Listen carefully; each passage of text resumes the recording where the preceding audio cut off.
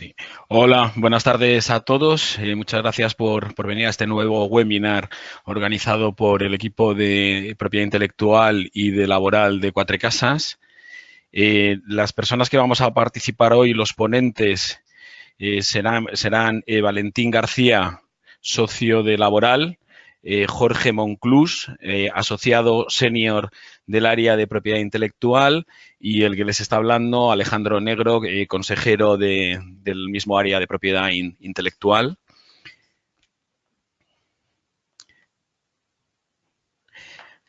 Vamos a dar unas pequeñas pinceladas sobre la nueva Ley Orgánica de Protección de Datos y Garantía de los Derechos Digitales.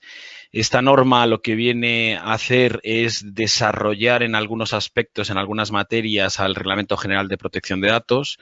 Este reglamento tiene un gran número de habilitaciones cuando no se trata incluso de imposiciones para que cada uno de los Estados miembros puedan regular determinadas materias. Está permitiendo incorporar al derecho nacional precisiones del reglamento cuando son necesarias por razones de coherencia o de compresión. Esta nueva LOPD, ahora con las siglas LOPD-GDD, está pendiente de publicación en el Boletín Oficial del Estado. Se ha publicado ya en el Boletín Oficial de las Cortes Generales del Senado, pero falta su publicación en el Boletín, en el BOE, lo cual creemos que se hará en los próximos días. La idea que tenemos con este webinar es dar una pequeña introducción a esta nueva ley y de tratar algunos aspectos que consideramos relevantes de la misma, como son la posibilidad de informar mediante capas, la presunción de licitud en algunos tratamientos concretos de datos, que luego veremos, el régimen del delegado de protección de datos o Data Protection Officer, el régimen sancionador que nos recoge también la norma y una serie de derechos digitales y particularmente una serie de derechos digitales en el ámbito laboral. Respecto al sistema de información por capas, cuando los datos se obtienen, se recogen directamente del interesado, podemos cumplir con la obligación establecida en el artículo 13 del reglamento de informar con el ya conocido sistema de 2 capas. Este sistema, que venía ya en la guía que había publicado la Agencia Española de Protección de Datos, también se recoge en la nueva Ley Orgánica de Protección de Datos.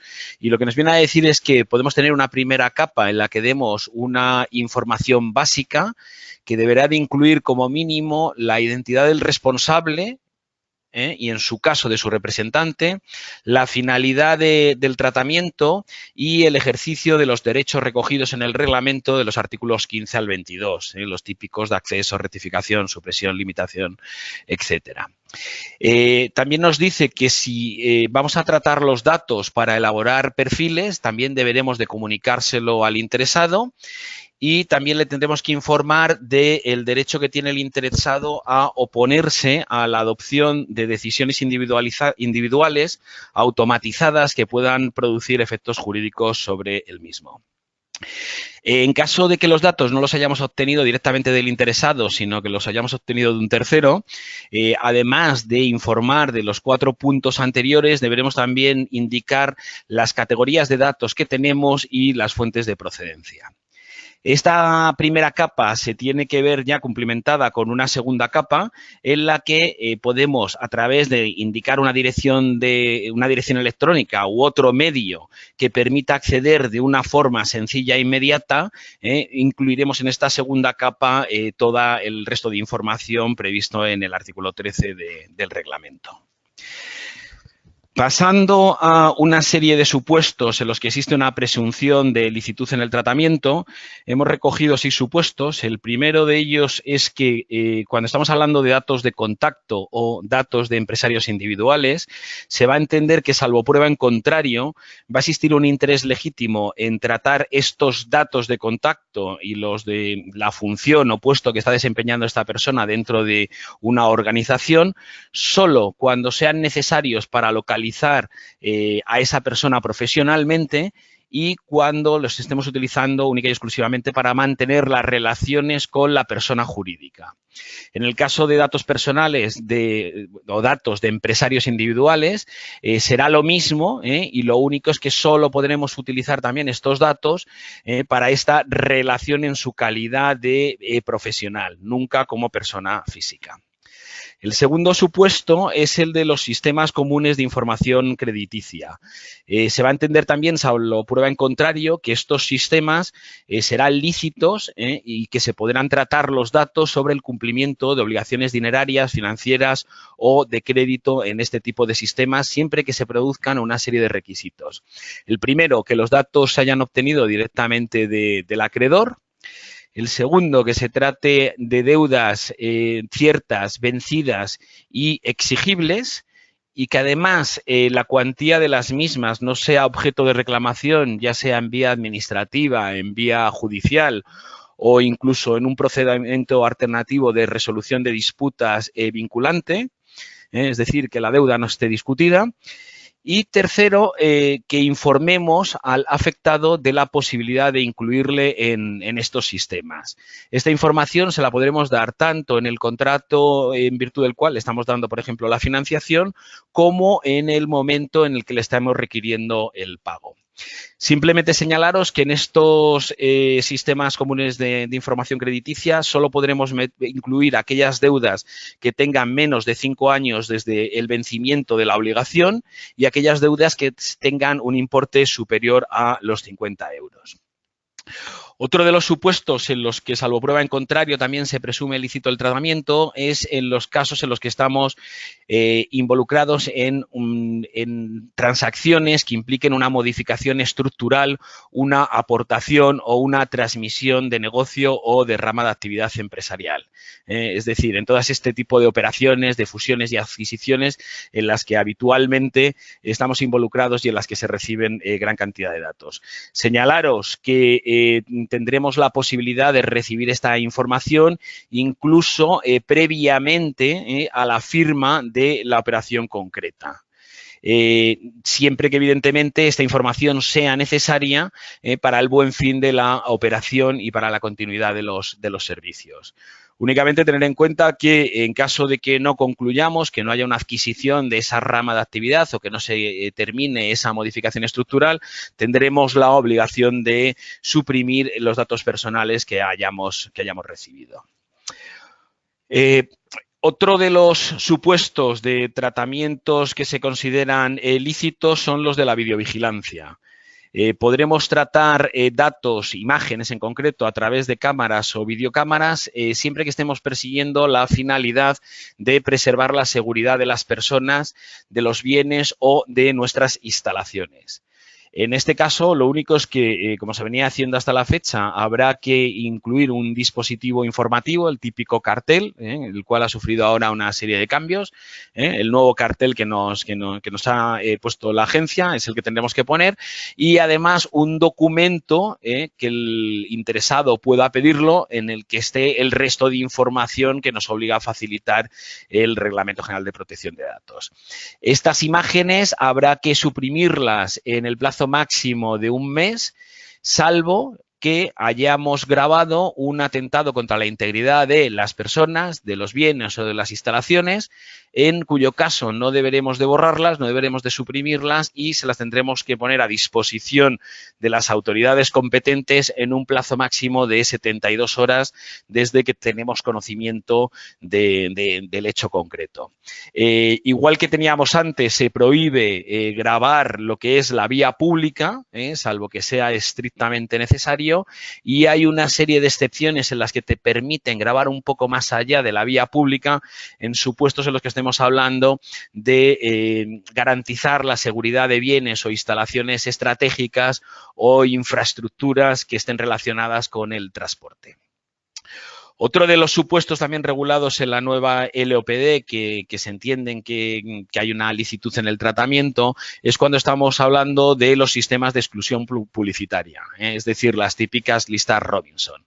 La idea es evitar que se envíen comunicaciones comerciales a aquellas personas que se hayan inscrito, que hayan manifestado su negativa o su oposición a recibirlas en una de estas listas. Estas listas podrán ser generales o podrán ser sectoriales. Existe la obligación de que las empresas que vayan a mandar publicidad deberán de consultar en estas listas si a las personas a las que se va a mandar la publicidad se han inscrito en ellas o no se han inscrito en ellas. Y por último, señalaros que cuando un interesado diga que no quiere recibir información, cuando un interesado nos diga a nosotros que no quiere recibir informaciones y que no quiere recibir comunicaciones comerciales, tenemos obligación, deberemos de informarle de los sistemas de exclusión que existen en ese momento. Para terminar con estos supuestos de presunciones, tenemos lo que son las denuncias internas o whistleblowing. Los sistemas clásicos de información para denunciar actos o conductas ilícitas que hemos detectado o que han detectado terceros dentro del seno de nuestra propia empresa o con terceros con los que estamos contratando. La ley viene a despejar una de las dudas que teníamos por una antigua guía de la agencia, que era sobre la posibilidad de las denuncias anónimas. La ley nos permite que existan denuncias anónimas como no podía ser de otra forma. Simplemente señalaros que estos canales de denuncias internas tienen que estar limitados, es decir, solo las personas que tienen funciones de control interno pueden acceder a esta información hasta el momento en que la misma se empieza a utilizar para adoptar medidas disciplinarias o para tramitar un procedimiento judicial. Hasta ese momento, solo estas personas y dentro de este sistema son las únicas que pueden tener acceso a la información. Y señalaros también, por último, que pasados 3 meses, esta información deberá de suprimirse o se deberá de llevar a otro sistema, pero no se podrá quedar en lo que es el sistema de denuncias anónimas. Con esto terminaríamos el primer bloque del webinar de esta tarde y doy la palabra a Jorge Monclús, que continuará con el delegado de protección de datos.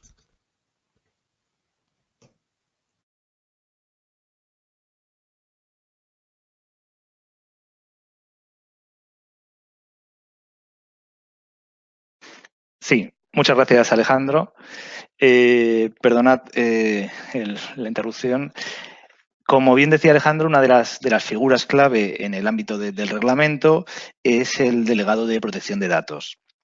Pues bien, lo que hace la nueva LOPD es establecer una serie de supuestos concretos en los que la designación del delegado de protección de datos debe ser obligatoria. Así, entre otras varias categorías, pues señala que los colegios profesionales, los centros docentes, las universidades, establecimientos financieros, aseguradores, etcétera, deben de disponer con carácter obligatorio de esta figura. También incluye dentro de este listado a los prestadores de servicios de la sociedad de información, siempre que elaboren perfiles a gran escala. Pues bien, una de las cuestiones que ya la Agencia de Protección de Datos estableció cuando se aprobó el reglamento era la obligación de comunicar el nombramiento o el cese del delegado ante la Agencia de Protección de Datos. Lo que hace la nueva LOPD es recoger esta obligación que de facto ya se estaba aplicando.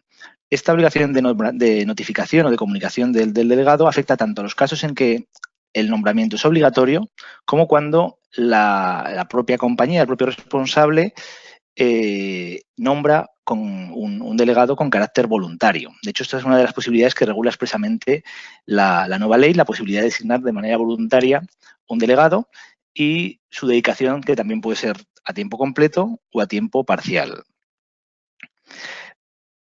Otro de los puntos también muy relevantes en el ámbito del delegado de protección de datos que regula la nueva ley es la prohibición expresa que realiza la ley de remover o sancionar por parte de la empresa a su DPO, salvo en casos muy específicos de dolo o negligencia grave. Lo que hace aquí la ley es tratar de reforzar y de garantizar todavía más la independencia de esta figura dentro de la organización, reforzando además evitando la existencia de conflictos de interés. También establece la obligación del DPO que debe documentar cualquier vulneración de la normativa de protección de datos y tiene obligación de comunicarlas a los órganos responsables o encargados en el ámbito dentro de la empresa, reforzando de nuevo su posición y su rol de independencia dentro de la compañía.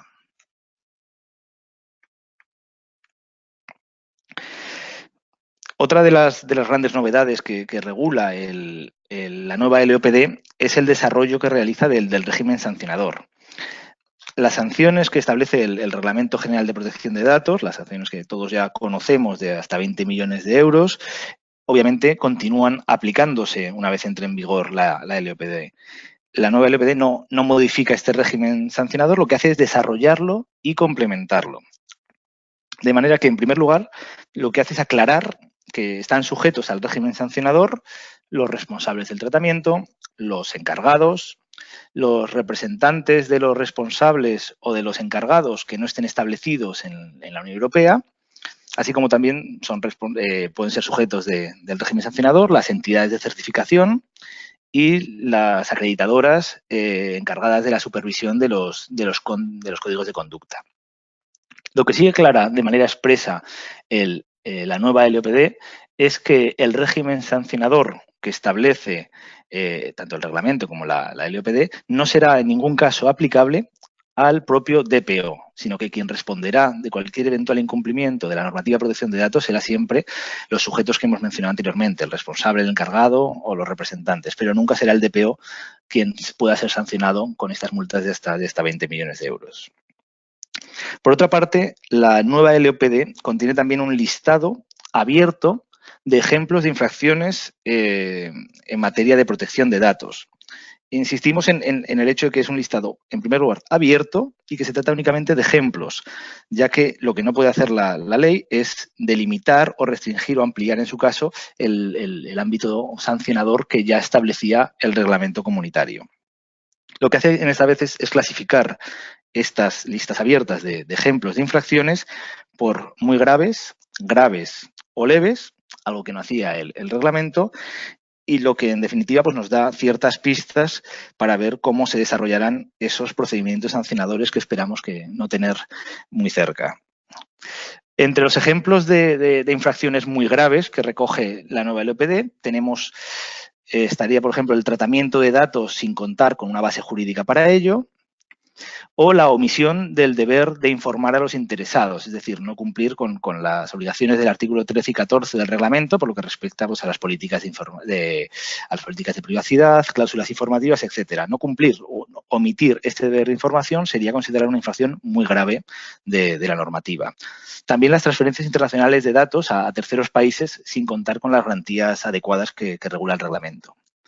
Por otra parte, las infracciones graves serían, por ejemplo, pues, la falta de adopción de medidas técnicas o organizativas para proteger los datos, realizar un encargo de tratamiento a un tercero sin la suscripción del correspondiente contrato de encargo del tratamiento, también sería una infracción grave, o, por ejemplo, pues, no notificar a la agencia, a la autoridad de control, en este caso la Agencia Española de Protección de Datos, una violación de seguridad. También sería una infracción grave. O también no designar un delegado de protección de datos cuando fuera obligatorio para la compañía hacerlo. Por lo que respecta a las infracciones leves, tenemos pues no atender una solicitud de derechos, la notificación incompleta, tardía o defectuosa a la EPD de una violación de seguridad. Recordemos que no notificar la violación es una infracción grave, notificarla de manera tardía o incompleta o defectuosa sería una infracción leve. O también no documentar esas mismas infracciones o esas violaciones de seguridad también sería una infracción leve. Respecto al plazo de prescripción de las infracciones, se establece el plazo de prescripción de 1 año para las infracciones leves, de 2 años para las graves y de 3 años para las muy graves. También recoge la nueva ley una serie de factores agravantes o atenuantes en el ámbito del procedimiento sancionador que son adicionales a los que ya establece el propio reglamento. Los tenéis aquí, pues el hecho del carácter continuado de la infracción, la vinculación de la actividad del infractor con la realización de tratamientos, los beneficios obtenidos, incluso también la afectación de datos de menores. Y uno de los factores, en este caso sería atenuantes, más relevantes que conviene señalar en este momento es el hecho de disponer de un DPO, de un delegado de protección de datos, cuando no fuera obligatorio para la compañía. Es decir, en esos casos en los que decíamos había una serie de casos obligatorios para nombrar un DPO, cuando la empresa no tenga obligación, pero lo realiza de manera obligatoria y notifique, y esto es importante, a la EPD la existencia y el nombramiento de este delegado de protección de datos, este factor será tenido en cuenta como un atenuante en el marco de un eventual procedimiento sancionador. Por último, también recoge la ley la prescripción de las sanciones dependiendo pues, de los importes que vemos aquí, 40.000, 300.000, que eran los límites que ya establecía la antigua LOPD. Ya por último vamos a mencionar un par de cuestiones que también son de relevancia. Una es el tema de los datos personales de menores, en los que pues, la LOPD lo que hace es establecer pues, que será válido el consentimiento de los menores a partir de los 14 años. El reglamento lo que establecía era ya una edad mínima de 13 años y dejaba la posibilidad a los Estados miembros de poder ampliar y elevar este límite como así ha hecho España. En el caso de los menores de 14 años o los discapacitados, deberá contarse con el consentimiento de quienes tengan la patria potestad o la tutela de ese menor. Aquí conviene recordar que, como en el ámbito de protección de datos, en numerosos puntos, pero aquí en especial, la carga de la prueba de haber obtenido ese consentimiento válido recae en el responsable del tratamiento, con lo cual deberá asegurarse que efectivamente ha obtenido ese consentimiento por parte de, cuando estamos entre menores de 14, por parte de quienes ostentan la patria potestad o la tutela. Y ya por último, respecto a las personas fallecidas, el reglamento, la nueva ley, lo que hace es establecer la posibilidad de que personas vinculadas al fallecido por razones familiares, por razones de hecho, los herederos o asociaciones o instituciones designadas puedan ejercitar los derechos de acceso, rectificación o supresión que respecto a esa persona fallecida. Esto es de especial relevancia porque hasta ahora este punto no estaba demasiado claro con la antigua LOPD y, por supuesto, con el reglamento, con lo cual tenemos ya una nueva cuestión a tener en cuenta, sobre todo por lo que respecta a datos de fallecidos. Y por último, y también no menos importante, es el nuevo derecho al testamento digital que regula la nueva LOPD respecto a los fallecidos, que permite acceder a contenidos gestionados por prestadores de servicios de la sociedad de la información. Están pensando en redes sociales, pero no solo en redes sociales, sino también pues, en servicios de almacenamiento en la nube, por ejemplo, en los que la persona autorizada por el fallecido puede impartir instrucciones sobre la utilización, sobre el destino o sobre la supresión de contenidos en el ámbito de estos servicios de la sociedad de la información. Aunque esta regulación, en concreto los requisitos para acreditar la validez y vigencia de los mandatos, se regulará mediante Real Decreto. Y ya paso la palabra a Valentín García, que nos hablará sobre los nuevos derechos. Muchas gracias, Jorge. Una de las novedades que a todos nos resultó llamativas en este proyecto fue esta inclusión de los artículos 87 a 91, que en esta norma, pues por primera vez, incorpora determinados derechos con una trascendencia laboral muy importante, habida cuenta además de pues, la intención clara de nuestro legislador de intentar actualizar el Estatuto de los Trabajadores al siglo XXI. Y bueno, pues parece que tenemos el primer capítulo en esta norma. Consagra 5 cuestiones que son las que recogemos aquí, que son de especial interés. En primer lugar, consagra el derecho de los trabajadores a la intimidad en el uso de los dispositivos digitales que les son facilitados por el empresario. Para ello hace un llamamiento evidente a la necesidad de que la empresa establezca los criterios con los que se pueden utilizar dichos dispositivos, garantizando unos estándares mínimos de intimidad. Este mínimo, evidentemente, en la práctica acaba siendo un máximo y de compleja articulación como todos conocéis, con las resoluciones que llegan del Tribunal Europeo de Derechos Humanos y su traslación en el derecho español de la famosa doctrina Barbulescu. Y además se abre la participación tanto de los representantes legales de los trabajadores como de los propios trabajadores en este proceso con el carácter de información. Y se consagra también el derecho de la empresa a poder acceder a los contenidos, pero con dos limitaciones. Este acceso debe estar restringido a la verificación del cumplimiento de las obligaciones laborales. Evidentemente hay otras finalidades sobre las que no se pronuncia la norma que pueden ser relevantes en este acceso y veremos en qué queda aquello. Y también para poder garantizar la propia integridad de estos dispositivos. En segundo lugar, y quizás es lo que más repercusión ha tenido en los medios de comunicación, es el establecimiento en nuestra norma del derecho a la desconexión digital en el ámbito laboral.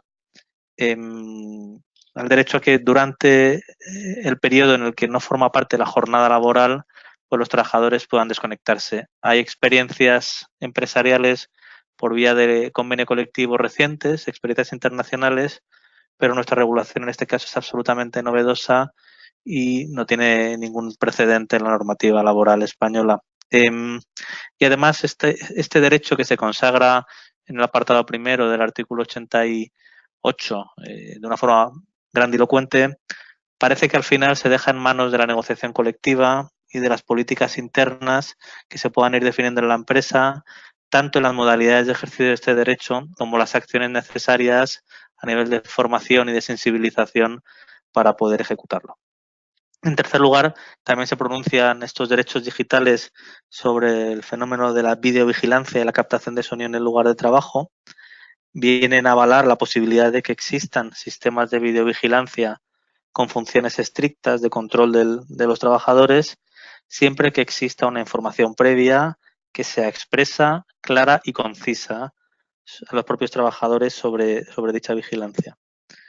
Y se incluye una excepción que deriva también del proyecto previo normativo, aunque se configura de una forma algo diferente, de forma que en el caso en el que se capte la comisión flagrante de un acto ilícito, pese a que no existe esta información tan detallada que se requiere con carácter general, pues sí que pueda entenderse debida y cumplida este deber de información a los efectos sancionadores por parte del empresario.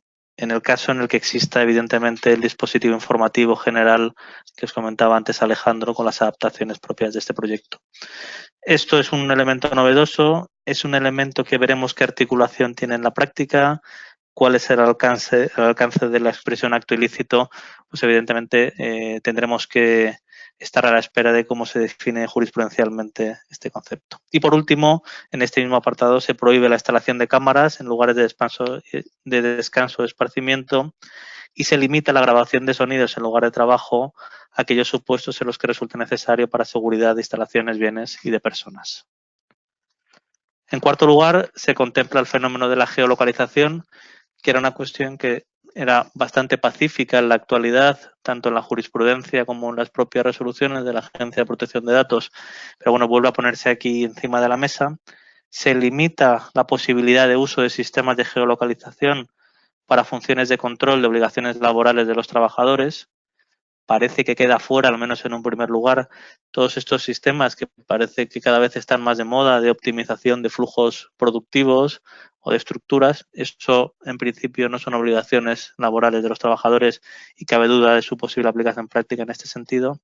Y, evidentemente, pues se requiere también en este caso, como alguna cuestión general en materia de datos de trabajadores, la necesidad de informar de forma expresa, clara e inequívoca a los trabajadores sobre el sistema y su alcance. Y en último lugar, ya estamos en el artículo 91, pues se establece la conveniencia de que en vía de la negociación colectiva pues se establezcan garantías adicionales a estos derechos de forma que podamos tener para cada sector, para cada empresa o ámbito funcional de un convenio, pues una adaptación singular de estos derechos digitales que en ningún caso vaya en contra de las garantías mínimas que se configuran legalmente. Estas 5 cuestiones son las 5 novedades que se incorporan en materia laboral en este proyecto de ley y que, bueno, pues sin ninguna duda tendrán una trascendencia práctica muy relevante en el día a día de la actividad empresarial en España. Sin más, cedo la palabra a Jorge para la conclusión. Muchas gracias, Valentín. Simplemente daros las gracias a Valentín y a Alejandro por vuestra exposición y sobre todo muchas gracias a todos los que habéis asistido a este webinar. Si tenéis cualquier duda, cualquier cuestión, cualquier comentario sobre esta nueva ley, aquí os dejamos nuestras direcciones de correo electrónico y podéis escribirnos cuando queráis. Y aprovecharos sobre todo esta ocasión para informaros de que los próximos 19 y 20 de diciembre organizaremos en Barcelona y Madrid, respectivamente, un desayuno informativo precisamente sobre esta norma tan importante, en el que abordaremos con mayor detalle algunas de las cuestiones que aquí hemos comentado. En breve os enviaremos las invitaciones con la información del evento y, en todo caso, podéis consultar el apartado de eventos de nuestra web de Quatre Casas para más información. Sin más, muchas gracias a todos y hasta el próximo webinar.